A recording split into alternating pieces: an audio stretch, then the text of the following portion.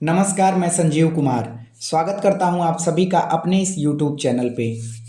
आज की वीडियो में हम सभी bar council of Uttar Pradesh के द्वारा जो इंटरव्यू लिया जा रहा है, उस इंटरव्यू में जो बार बार रिपीटेड क्वेश्चन हैं और जो कॉमन क्वेश्चन है जो बार बार पूछे जा रहे हैं, सभी कैंडिडेट से लगभग पूछे जा रहे हैं, तो उन सभी 25 मोस्ट इंपॉर्टेंट क्वेश्चन को देखेंगे। ये ऐसे क्वेश्चन होंगे जो स्टार्टिंग के क्वेश्चन जो आपसे किए जाएंगे, तो इसको अगर आप प्रिपरेशन करके जाते हैं तो एक आपका कॉन्फिडेंस लेवल बहुत ही अलग दिखेगा।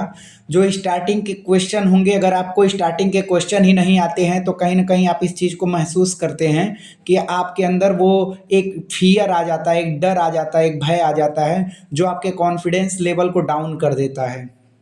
तो अगर आप ये 25 क्वेश्चन तैयार करके जाते हैं तो इससे होगा क्या कि जब इंटरव्यू स्टार्ट होगा तो उसमें आप देखेंगे कि आप एक बेहतरीन कॉन्फिडेंस फील कर रहे होंगे, जो बहुत ही अच्छा इम्पैक्ट डालेगा बोर्ड के ऊपर। तो आइए देखते हैं जो पहला इंपॉर्टेंट क्वेश्चन है वो क्या है। उसके पहले मैं आपको एक बात बता दूं कि अगर आप इंटरव्यू देने जा रहे हैं तो एक सबसे महत्वपूर्ण चीज़ है कि आप उसके ड्रेस कोड को नज़रअंदाज बिल्कुल ना करें। ड्रेस में जाएं, फुल ड्रेस में जाएं। जैसे आप white shirt, black pant, black coat, black tie और ब्लैक फॉर्मल शूज़, ये इतनी चीज़ें आपके पास ज़रूर होनी चाहिए। आप जब ड्रेस कोड में जाएंगे तो पहला यही इम्पैक्ट आपका जो है पॉजिटिव इम्पैक्ट डालता है बोर्ड के ऊपर। और देखिए, आप सभी का रिटेन एग्ज़ाम के माध्यम से जो लॉ का पेपर है वो करा लिया गया है, तो आपको ये मान लिया गया कि आप लॉ ग्रेजुएट हैं, आपको लॉ की जानकारी है। तो इसमें आपको लॉ की जानकारी चेक करना उद्देश्य नहीं है। इस इंटरव्यू का केवल यह उद्देश्य है कि आप जो कुछ भी पढ़े हैं, आपको जो कुछ भी लॉ के बारे में नॉलेज है, उसको आप रिप्रेजेंट कर पा रहे हैं कि नहीं कर पा रहे हैं। इसी को हम इंटरव्यू और साक्षात्कार के माध्यम से जो है बोर्ड को अपने आप को रिप्रेजेंट करते हैं कि हाँ, जो भी हमें नॉलेज है, जो भी हमें लॉ के बारे में जानकारी है, उसको रिप्रेजेंट करने में हम जो है अपने आप को वहाँ अपीयर करेंगे रिप्रेजेंट करने के लिए। तो वो यहाँ सबसे पहली चीज़ ये देखेंगे कि ड्रेस कोड। यदि आपका ड्रेस कोड है तो पहला जो है गुड इम्पैक्ट एग्जामिनर के ऊपर, बोर्ड के ऊपर पड़ जाएगा कि आप जो है एक तो प्रेजेंट हैं, दूसरा ड्रेस कोड आपका मेंशन है, ड्रेस कोड आप पहने हुए हैं, तो ये जान लीजिए कि एक बढ़िया इम्पैक्ट पड़ चुका है। और यही तीसरी बात, जो स्टार्टिंग के क्वेश्चन है जो बार बार सबसे रिपीट किए जा रहे हैं, अगर स्टार्टिंग के ये सभी क्वेश्चन भी जो मैं 25 क्वेश्चन, इसीलिए देखिए मैं स्टार्टिंग के बहुत ज़्यादा क्वेश्चन को नहीं रखा हूँ, केवल 25 क्वेश्चन को रखा हूँ। इस 25 क्वेश्चन को यदि आप देख करके जाते हैं तो होगा क्या कि एक पॉजिटिव इम्पैक्ट के बाद जो स्टार्टिंग होगी आपकी ना पहले क्वेश्चन से, यदि उस क्वेश्चन को आप पहले से जान रहे हैं और उसको तैयार करके गए हैं, प्रिपरेशन करके गए हैं उसकी, तो जैसे ही आपको आता हुआ क्वेश्चन पूछा जाएगा ना, तो फिर आपका जो कॉन्फिडेंस लेवल होगा वो कॉन्फिडेंस लेवल एकदम हाई हो जाएगा। और वो कॉन्फिडेंस लेवल ही जो है बोर्ड को एग्जाम जो है ले रहे हैं उन लोगों को के ऊपर आप सभी का बहुत ही अच्छा इम्पैक्ट डालेगा, जो आपको अच्छे नंबर गेन करने में मदद करेंगे। आइए देखते हैं सबसे पहला क्वेश्चन क्या है। अगर बात करें सबसे पहले क्वेश्चन की, तो सबसे पहला क्वेश्चन उनका यही रह रहा है कि आप अपना परिचय दीजिए। इसमें दो तरीके से हो सकता है, या तो पूछें वो कि आपका नाम क्या है। तो यदि आपका पूछते हैं कि नाम क्या है, तो उसमें आपको ज़्यादा कुछ नहीं बताना है, सीधे नाम बताना। और नाम कौन सा बताना है? नाम जो आपका मार्कशीट पे मेंशन है। जैसे मैं संजीव कुमार जो है मेरा नाम जो है उस पे मार्कशीट पे मेंशन है, तो जो कुछ भी इसके बाद मैं टाइटल लगाता हूँ ये बताने की ज़रूरत नहीं है। आपको क्या बताना है? जो भी एग्जैक्ट नाम आपका मार्कशीट पे मेंशन है वही चीज़ें आपको बतानी होंगी। अब देखते हैं, जब नाम पूछें तो सीधे आप डायरेक्ट नाम बताइए। अब यहीं अगर आपसे कहते हैं कि आप अपना परिचय दीजिए, तो आप अपना परिचय कैसे देंगे? सिर्फ नाम बता करके नहीं ख़त्म करेंगे। इसमें आप नाम बताएंगे कि सर मेरा नाम XYZ जो भी है, और मैं ABC जहाँ का भी रहने वाला हूँ, मैं यहाँ का रहने वाला हूँ या फिर यहाँ से बिलोंग करता हूँ। और उसके बाद आप ये बताएंगे एग्जामिनेशन जो है, एग्जामिनर क्या जानना चाहता है, ये आपको जानना पहले सबसे ज़रूरी होता है। कि जब आप जान रहे होंगे कि एग्जामिनर क्या जानना चाहता है तो आप उसी अकॉर्डिंग बताएंगे। एग्जामिनर केवल जानना चाहता है कि आपका नाम कहाँ क्या है और आप कहाँ से बिलोंग करते हैं, और आपने जो LLB या फिर BA LLB की है वो कब की है और किस यूनिवर्सिटी से किया है। यही मेन जो है उद्देश्य होता है एग्जामिनर का स्टार्टिंग में जानने का। तो ये आपने प्रैक्टिस किया है अगर इन क्वेश्चन पे, तो आप देखेंगे कि इसके बाद ही आपका कॉन्फिडेंस लेवल एक बेहतरीन दिखेगा, आपको खुद एक अपने अंदर एक एनर्जी महसूस होगी। और उसके बाद जो दूसरा most of the important question है वो ये पूछे जा रहे हैं कि आपके एलएलबी और बीए एलएलबी में प्रत्येक सेमेस्टर में कौन कौन से सब्जेक्ट थे। तो आप बताएंगे कि सेमेस्टर फर्स्ट में कौन से सब्जेक्ट थे, सेकेंड में, थर्ड में, फोर्थ में, फिफ्थ में, सिक्स में। इन सभी में जो पाँच पाँच सब्जेक्ट हैं उन पाँचों सब्जेक्ट को, मतलब टोटल 30 सब्जेक्ट होंगे। इसको सब्जेक्ट का जो नेम है ना वो आपको सीक्वेंस में याद होना चाहिए। ये उम्मीद करता हूँ कि ये तो आपको बड़ी आसानी से पता होगा, क्योंकि इसके साथ आप सभी ने 3 साल बिताया है, और कहीं न कहीं अगर जो बीए एलएलबी कर रहे हैं वो लोग 5 साल बिताए हैं, तो फिर उन लोगों को सब्जेक्ट बताने में कोई हिचकिचाहट नहीं होनी चाहिए। और मानिए इस बात को कि आप देख रहे होंगे, आपके भी अगर कोई ऐसा कोई फ्रेंड है जो आपसे पहले इंटरव्यू दे चुका है, तो उससे पूछेंगे तो आपसे वो सीधे बताएगा कि आप पहला क्वेश्चन यही हो रहा है, परिचय दीजिए। दूसरा ये हो रहा है कि आप सब्जेक्ट बता दीजिए, सब्जेक्ट बताइए, बाकी आपका इंटरव्यू आगे यहाँ से स्टार्ट होगा। तीसरा जो इम्पोर्टेंट क्वेश्चन है ये हो सकता है कि आप एक एडवोकेट क्यों बनना चाहते हैं, आप क्यों बनना चाहते हैं। तो ये तो सबका पर्सनली इंडिविजुअली अपना अलग अलग आंसर होता है, आप क्या सोचते हैं, क्यों आपने इस प्रोफेशन को चुना। इस बात को आप जो है प्रिपरेशन पहले से करके जाइए कि आप एडवोकेट क्यों बनना चाहते हैं। उसके बाद देखते हैं अगला क्वेश्चन जो इम्पोर्टेंट है वो ये है कि एडवोकेट एक्ट का पूरा नाम क्या है। तो एडवोकेट एक्ट का पूरा नाम है एडवोकेट एक्ट 1961। तो आप पूरा नाम बताएंगे। और ये कब लागू हुआ, तो इस बात को ध्यान में रखिएगा कि 19 मई 1961 को जो है एडवोकेट एक्ट लागू हुआ था। और इसके बाद जो इम्पोर्टेंट क्वेश्चन है ये हो सकता है कि एडवोकेट एक्ट का उद्देश्य क्या है। मतलब जो एडवोकेट एक्ट बनाया गया, ये एडवोकेट एक्ट बनाने का उद्देश्य क्या है। तो देखिए इसका उद्देश्य कई सारे निम्नलिखित उद्देश्य हैं, कैसे, जैसे कि आप कोर्ट के सामने कैसे अपीयर होंगे, कोर्ट आप एज एडवोकेट जो है आपका कोर्ट के सामने क्या कंडक्ट होगा, आप अगर मिसकंडक्ट करते हैं तो आपको कैसे पनिश्ड किया जाएगा। ये सारी चीज़ें जो है एडवोकेट एक्ट में बनाया गया है, क्योंकि एडवोकेट एक्ट बना करके एडवोकेट के नियमों को अधिनियमित कर दिया गया। और इसमें सारी चीज़ें मेंशन कर दी गई कि आपको जो है यदि कोर्ट के समक्ष यदि कोई मिसकंडक्ट करते हैं तो आपको जो है पनिश्ड भी किया जा सकता है। अगला जो इम्पोर्टेंट क्वेश्चन हो सकता है ये क्वेश्चन नंबर 6 जो हो सकता है कि आपके जो new chief justice of India हैं वो चीफ जस्टिस ऑफ इंडिया कौन है इस समय। तो वो संजीव खन्ना जी को बनाया गया है। और ये भी पूछा जा सकता है कि ये बताइए कि सुप्रीम कोर्ट में कुल कितने जजों की संख्या है। तो कुल जज तो 33 होते हैं और एक होते हैं अपने चीफ जस्टिस ऑफ इंडिया। तो कुल मिला करके सुप्रीम कोर्ट में कुल 34 जज होते हैं। इसके बाद जो हमारा इम्पोर्टेंट क्वेश्चन होने वाला है वो है कि आप बताइए कि इंडिया में, भारत में कुल कितने हाई कोर्ट हैं। इस बात को आपको पता होना चाहिए कि इंडिया में टोटल जो है 25 हाई कोर्ट हैं, जिसमें से इलाहाबाद हाई कोर्ट को सबसे बड़ा हाई कोर्ट माना गया है।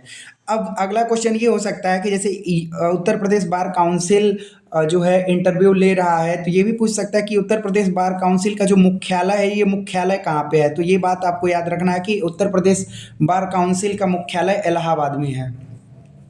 अगला जो इम्पोर्टेंट क्वेश्चन है ये भी देखा जा रहा है कि most of the important question, maximum लोगों से ये क्वेश्चन पूछा जा रहा है कि नए कानूनों का क्या नाम है। तो आप कभी ऐसे ना बताइए कि बीएनएस, बीएसए या फिर बीएनएसएस जो है, ऐसे नहीं बताइए, आप इसको पूरा नाम बताइए। जब भी बताइए कानून, किसी भी कानून का नाम आपसे पूछा जा रहा है तो आप अगर कानून का नाम बताते हैं तो पूरा नाम बताइए। क्या बताएंगे? भारतीय न्याय संहिता 2023, भारतीय साक्ष्य अधिनियम 2023, भारतीय नागरिक सुरक्षा संहिता 2023। इस तरीके से आप पूरा नाम बताएंगे। अगला जो इम्पोर्टेंट क्वेश्चन ये हो सकता है कि जो नए कानून आए हैं बीएनएस, बीएसए और बीएनएसएस, इसमें राष्ट्रपति को की मंजूरी कब मिली है, जिसे हम एसेंट डेट के नाम से भी जाना जाता है। अगर पूछ लें कि इसे एसेंट कब मिला है तो आप कंफ्यूज नहीं होइए, वो पूछना चाह रहे हैं कि राष्ट्रपति की मंजूरी कब मिली है इस नए कानून को, और ये कब लागू हुआ है। ये भी बहुत इंपॉर्टेंट क्वेश्चन है। तो देखिए 25 दिसंबर 2023 को राष्ट्रपति की मंजूरी मिल गई थी इस कानून को, और 1 जुलाई सन 2024 को इसे जो है लागू कर दिया गया था। और एक इम्पॉर्टेंट क्वेश्चन आपसे हो सकता है कि ये लॉयर और एडवोकेट में क्या अंतर होता है। तो देखिए लॉयर क्या होते हैं कि जो एलएलबी की डिग्री ले लिए हैं, एलएलबी हो चाहे बीए एलएलबी हो, एलएलबी चाहे बीए एलएलबी हो, बैचलर ऑफ लॉ की जो डिग्री ले लिए हैं उनको कहेंगे हम लॉयर। उनको क्या कहेंगे? लॉयर कहेंगे। देखिए, ये किसी भी मामले में अगर कोई मैटर इनके समक्ष आता है, कोई मामला इनके समक्ष आता है, तो उस मामलों में ये अपनी राय दे सकते हैं कि देखिए भाई, मैं लॉ ग्रेजुएट हूँ तो मुझे लॉ की जानकारी है, आप इस प्रकार से काम कीजिए। लेकिन कोर्ट में किसी भी पक्ष के तरफ से as a legal representative, as a advocate present नहीं हो सकते हैं। उसके लिए क्या करना होगा? जो एलएलबी किए हुए हैं इनको बार काउंसिल ऑफ इंडिया में इनको इन एज ए एडवोकेट इनरोल कराना होगा। जब एज ए एडवोकेट इनरोल हो जाएंगे, फिर अब ये जो है किसी भी मामले में उनके लीगल रिप्रेजेंटेटिव बन करके, एडवोकेट बन करके वो क्या हो सकते हैं? कोर्ट में अपीयर हो सकते हैं। तो जिन जिन लॉयरों का जिन्होंने एलएलबी कर रखी है, वो यदि बार काउंसिल ऑफ इंडिया में अपने आप को इनरोल करा लेते हैं एज एडवोकेट, तो फिर वो एडवोकेट बन जाते हैं, उनको एडवोकेट कहा जाता है। और जो केवल लॉ की डिग्री लिए हुए हैं उनको कहा जाता है लॉयर। अगला जो इम्पोर्टेंट क्वेश्चन है ये हो सकता है कि जैसे तलाक के प्रावधान हिंदू मैरिज एक्ट में कहाँ दिए गए हैं? तो ये आपको याद रखना है कि तलाक के प्रावधान सेक्शन 13 में दिए गए हैं। और सेक्शन 13 भी जो बहुत ही इम्पोर्टेंट सेक्शन है, ये होता है कि म्यूचुअल कंसेंट, मतलब दोनों के आपसी सहमति के द्वारा जो है तलाक लिया जाता है। अगला जो इम्पोर्टेंट क्वेश्चन है, ये इंपॉर्टेंट क्वेश्चन है कि कॉन्ट्रैक्ट क्या होता है? तो कॉन्ट्रैक्ट क्या होता है? देखिए, कॉन्ट्रैक्ट होता क्या है? कॉन्ट्रैक्ट क्या होता है? कॉन्ट्रैक्ट होता है, जैसे कॉन्ट्रैक्ट एक एग्रीमेंट होता है, ठीक है? एग्रीमेंट, वो कैसा एग्रीमेंट? जो इनफोर्सेबल बाय लॉ हो। इनफोर्सेबल इनफोर्सेबल बाय लॉ हो, मतलब कोई भी ऐसा एग्रीमेंट किया जा रहा है जिसकी जिसको इस लेवल तक वैलिड बनाया जा रहा है कि यदि इस एग्रीमेंट को कोई पक्ष नकारता है तो उसे मनवाने के लिए हम कोर्ट का सहारा भी ले सकते हैं, लॉ के द्वारा उसको जो है बाउंड भी कर सकते हैं। तो फिर ऐसा एग्रीमेंट क्या हो जाता है? कॉन्ट्रैक्ट हो जाता है। इसे हम कॉन्ट्रैक्ट कहते हैं। An agreement which is enforceable by law is called contract. अब देखिए यहाँ दो चीज़ें, कि एक वॉइड कॉन्ट्रैक्ट है और एक वॉइडेबल कॉन्ट्रैक्ट है। ये भी लोगों से बहुत ज़्यादा पूछा जा रहा है, क्योंकि मैं भी जब इंटरव्यू दिया था तो उस टाइम भी मुझसे भी जो है ये क्वेश्चन पूछा गया था। कॉन्ट्रैक्ट और कॉन्ट्रैक्ट में ये वॉइडेबल कॉन्ट्रैक्ट और वॉइड कॉन्ट्रैक्ट क्या होता है? तो देखिए, वॉइडेबल कॉन्ट्रैक्ट क्या होता है कि जो एक वैलिड कॉन्ट्रैक्ट के लिए जो आवश्यक शर्तें बताई गई हैं, वो यदि इसेंशियल कंडीशन को फुलफिल नहीं किया जाता है, जैसे कोई पर्सन है वो क्या करता है कि कोई बच्चा है उससे कॉन्ट्रैक्ट कर लेता है जो मेजर नहीं है, माइनर है, तो फिर माइनर कॉन्ट्रैक्ट करने के लिए वैलिड नहीं है। तो ऐसा जो कॉन्ट्रैक्ट है वो स्टार्टिंग से ही जो है शून्य होता है, उसकी कोई भी इन्फोर्सबिलिटी नहीं होती है।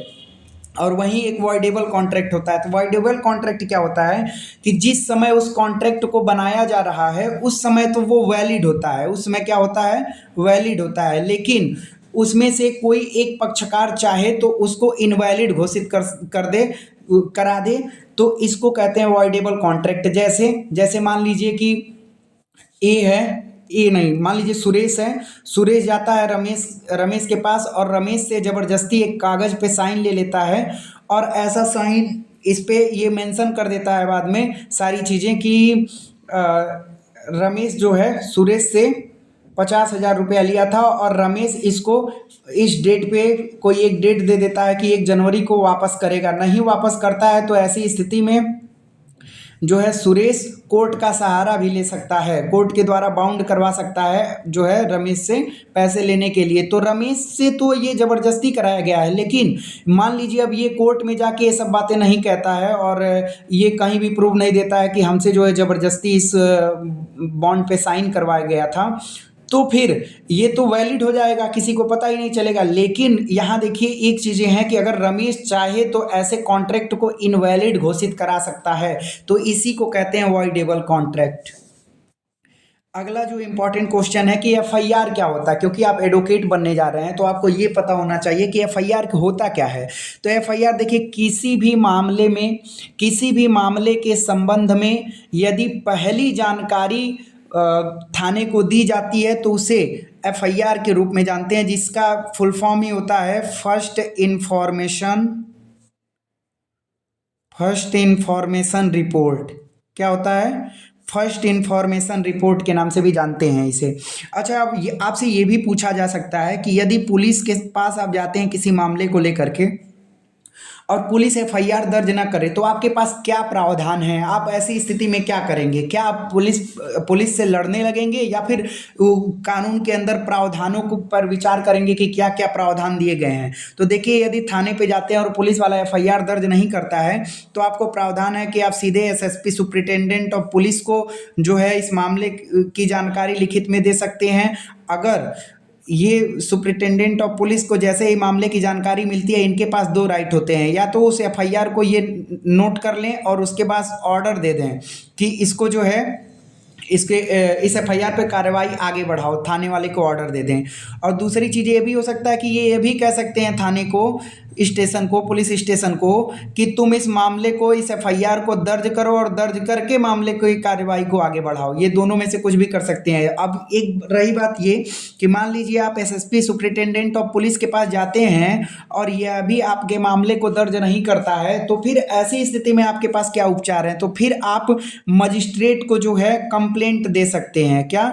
मजिस्ट्रेट को कंप्लेंट दे सकते हैं।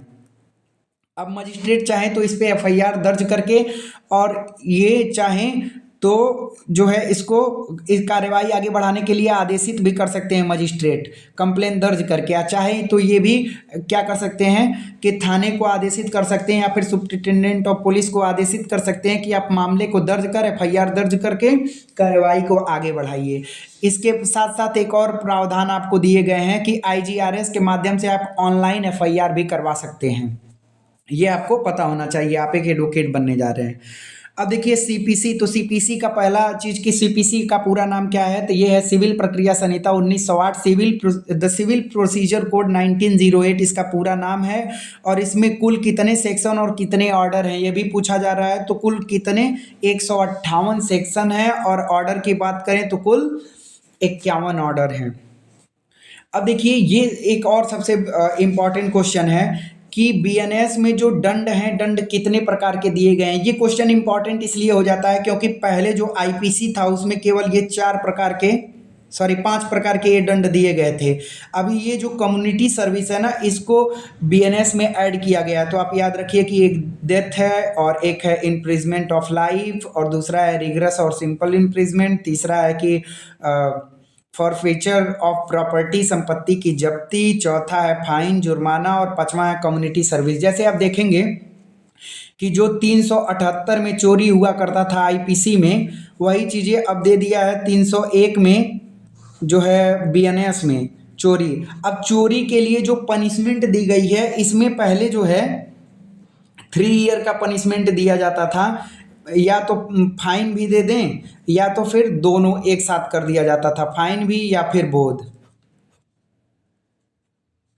अब इसमें यही चीज़ें क्या कर दिया गया है कि कोई यदि थेफ्ट कमिट करता है तो जब फर्स्ट टाइम थेफ्ट कमिट करेगा तो उसके लिए यही सज़ा होगी जो पहले आईपीसी में होती थी। लेकिन वही आदमी यदि सेकेंड टाइम थेफ्ट कमिट कर रहा है तो फिर होगा क्या कि सेकेंड टाइम अगर थेफ्ट कमिट करेगा तो उसको रिगरस इम्प्रिजमेंट से जो है दंडित किया जाएगा, कठोर कारावास से दंडित किया जाएगा। और उसका जो दंड होगा, कारावास होगा, वो 1 साल से कम नहीं होगा। वो 1 साल से क्या होगा, कम नहीं होगा। और इसको 5 साल तक भी बढ़ाया जा सकता है। ये चीज़ें इसमें मेंशन की गई हैं, बढ़ाया गया है। अगला जो इम्पोर्टेंट क्वेश्चन हो सकता है वो ये हो सकता है कि बीएनएस में कौन से नए ऑफेंस को जोड़ा गया है। मतलब बीएनएस में कोई ऐसा भी ऑफेंस है क्या जो आईपीसी में नहीं हुआ करता था, लेकिन उस ऑफेंस को क्या किया गया है, बीएनएस में जोड़ दिया गया है। हाँ, सेक्शन 304 जो कि स्नैचिंग या फिर छिनैती की बात करता है। पहले ये छिनैती के जो ऑफेंस हैं वो थेफ्ट में ही काउंट होते थे, क्योंकि छिनैती के ऑफेंस में भी, अपराध में भी थेफ्ट के सारे इसेंशियल मिल जाते थे, इसलिए इसको थेफ्ट के ऑफेंस में काउंट किया जाता था। लेकिन अंडर बीएनएस इसको नया नाम दे दिया गया है, स्नैचिंग, छिनैती, जो 304 में बताया गया है। अब देखिए बीएनएस में मर्डर किस सेक्शन में डिफाइन किया गया। देखिए आईपीसी में सबको पता था कि 300 में जो है 302 में जो है मर्डर का पनिशमेंट है। अब वही चीज़ें 101 में कर दी गई हैं, बीएनएस में पनिशमेंट 102 में कर दी गई हैं, सॉरी, और मर्डर जो है 101 में कर दी गई हैं। अब अगला इंपॉर्टेंट क्वेश्चन क्या हो सकता है कि रिट कितने प्रकार के होते हैं। तो देखिए रिट ये तो आपको पता ही होना चाहिए, क्योंकि कॉन्स्टिट्यूशन से यदि क्वेश्चन बनता है तो ज़्यादातर उम्मीद है कि या तो फंडामेंटल राइट से बनेगा या फिर फंडामेंटल राइट में ही जो आर्टिकल 32 दिया गया है रिट के प्रावधान के बारे में, तो ये जो 5 प्रकार के रिट होते हैं इससे भी क्वेश्चन बन सकता है। तो पहला होता है हैबियस कॉर्पस, दूसरा होता है मैंडेमस, तीसरा होता है प्रोहिबिशन, चौथा होता है सर्सियोररी और पांचवा आता है क्यू वारंटो। अगला जो इम्पोर्टेंट क्वेश्चन है, देखिए ये भी कई बार जो है पूछा गया, मैं कई कैंडिडेट से जो है बात किया, मैं खुद भी देखा कि ये क्वेश्चन जो है बहुत ही इम्पोर्टेंट रहा है कि सिविल केस और क्रिमिनल केस में अंतर क्या होता है। तो देखिए जब कोई सिविल केस होता है तो ये क्या होता है ना कि किसी पर्सन, किसी इंडिविजुअल पर्सन के अगेंस्ट जो है वो मामला होता है, और जब वहीं क्रिमिनल केस की बात करें तो क्रिमिनल केस जो होता है वो क्या होता है, स्टेट के अगेंस्ट ऑफेंस को किया जाता है। अब अगला इंपॉर्टेंट जो क्वेश्चन है ये है कि संविधान में कुल कितने प्रकार के फंडामेंटल राइट दिए गए हैं। बताइए कुल कितने प्रकार के फंडामेंटल राइट दिए गए हैं। तो आप जान लीजिए कि संविधान में कुल मूल अधिकार जो है 6 प्रकार के दिए गए हैं। स्वतंत्रता का, सॉरी, समता का अधिकार, समता या समानता, स्वतंत्रता का अधिकार, शोषण के विरुद्ध अधिकार, धार्मिक स्वतंत्रता का अधिकार, संस्कृति व शिक्षा का अधिकार, संवैधानिक उपचारों का अधिकार, जो है कुल अधिकार, ये 6 प्रकार के अधिकार फंडामेंटल राइट में दिए गए हैं, जिसमें सबसे महत्वपूर्ण होता है संवैधानिक उपचारों का अधिकार। क्योंकि इन सभी अधिकारों में से किसी का भी यदि उल्लंघन किया जाता है तो ऐसी स्थिति में इसके खिलाफ जो कोर्ट जाने का प्रावधान है संवैधानिक उपचारों के अधिकार में, 32 में आप जा सकते हैं सीधे सुप्रीम कोर्ट, और 226 में आप जा सकते हैं सीधे हाई कोर्ट को आप अप्रोच कर सकते हैं यदि आपकी किसी भी फंडामेंटल राइट को जो है फंडामेंटल राइट का वॉयलेशन किया गया है। तो अभी ये क्वेश्चन जो है मैं अपनी तरफ से इसको फिर मेंशन किया हूँ अलग से, क्योंकि अभी तक तो मुझसे नहीं पूछा गया था, किसी से मैं पूछा तो ऐसा नहीं मिला कि किसी से ये पूछा जाए कि 26 जनवरी को गणतंत्र दिवस के रूप में क्यों मनाया जाता है। क्योंकि ये इसलिए इम्पॉर्टेंट हो सकता है क्योंकि 24 जनवरी कल आप लोगों का इंटरव्यू है, और आप खुद देखिए कि जब 24 जनवरी को इंटरव्यू है तो ऐसा भी हो सकता है कि जस्ट 2 दिन बाद 26 जनवरी गणतंत्र दिवस के रूप में मनाया जाता है। तो इससे रिलेटेड आपसे क्वेश्चन उठ जाए कि आप बताइए गणतंत्र दिवस कब 26 जनवरी को गणतंत्र दिवस के रूप में क्यों मनाया जाता है। तो यह भी आपको पता होना चाहिए कि जो 26 जनवरी 1949 को जो है संविधान, 26 जनवरी 1949 को जो है 26 जनवरी 1949 को क्या हुआ था, संविधान लागू हो गया था। सॉरी सॉरी सॉरी 26 जनवरी 1950 को संविधान लागू हुआ था। कब लागू हुआ था? 26 जनवरी 1950। बन के तैयार कब हुआ था? तो 26 नवंबर 1949, 26 नवंबर 1949 को बन के तैयार हो गया था। तैयार होने में कितना टाइम लगा था? 2 वर्ष 11 माह 18 दिन का कुल समय इसको लगा था। ये रहे सब आपके most of the important question. मैं जाते समय आपको एक बात और फिर कह देना चाहता हूँ कि आपके ड्रेस पे नंबर मिलने वाला है, तो इसमें आप कहीं से भी लापरवाही ना करें। आपके ड्रेस पे नंबर मैटर करेगा कि आप ड्रेस कोड में क्या क्या, देखिए ध्यान रखिएगा, वाइट शर्ट,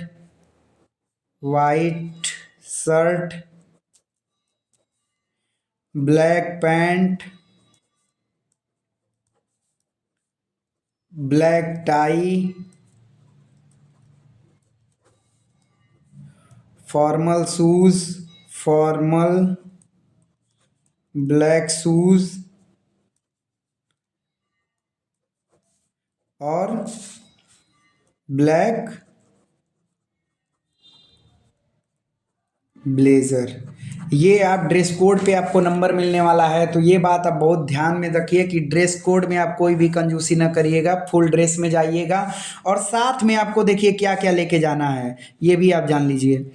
10th का मार्कशीट, ओरिजिनल भी चलेगा, और फ़ोटोकॉपी हो वो भी जो है चल जा रहा है अभी तक, जब जो मुझे खबर है। 12th का भी मार्कशीट होना चाहिए। जो भी ग्रेजुएशन का आपका मार्कशीट है, ग्रेजुएशन का मार्कशीट होना चाहिए। अब ग्रेजुएशन में हो सकता है आपके पास बीए एलएलबी आप किए हों, तो 12th के बाद सीधे बीए एलएलबी किए हैं तो बीए एलएलबी का मार्कशीट। अदरवाइज़ अगर आप कोई ग्रेजुएशन किए हैं तो फिर इसके साथ आपको एलएलबी का मार्कशीट लेके जाना अनिवार्य है। इतनी चीज़ें अगर आप लेकर के जाते हैं और जितना मैं बताया हूँ उतना आप तैयार कर लेते हैं तो विश्वास मानिए आपका कॉन्फिडेंस बहुत ही अच्छा होने वाला है इंटरव्यू में, और आपको बहुत ही बेहतरीन परफॉर्मेंस का एक्सपीरियंस होगा। Thanks for watching my video. उससे पहले जाते जाते एक बात मैं आपको और बता दूं कि इससे पहले मैंने एक वीडियो और बनाई है जिसमें क्या है कि मैंने ये शेयर किया है कि उसमें मेरा कैसा एक्सपीरियंस रहा है, उसमें मेरा कैसा एक्सपीरियंस रहा है। तो लाइए मैं आपको दिखा देता हूँ। जब आप यूट्यूब पे जाएंगे, यूट्यूब पे मेरा चैनल सर्च है लीगल नॉलेज 3.0। इसमें आप आएंगे तो ये देखिए, ये वीडियो है 2 दिन पहले मैं डाला हुआ था, 1800 लोगों ने इसको वॉच किया है कि state bar council of Uttar Pradesh interview साक्षात्कार में क्या प्रश्न पूछे जा सकते हैं। तो इसमें खुद मैंने अपना एक्सपीरियंस शेयर किया है कि इसमें कौन कौन से प्रश्न मुझसे पूछे गए थे और मेरे जो दोस्तों से और कौन से प्रश्न पूछे गए थे। पूरा एक्सपीरियंस मैंने इस पे शेयर किया है, तो इसको भी आप सभी देखिएगा ज़रूर। बाकी thanks for watching my video.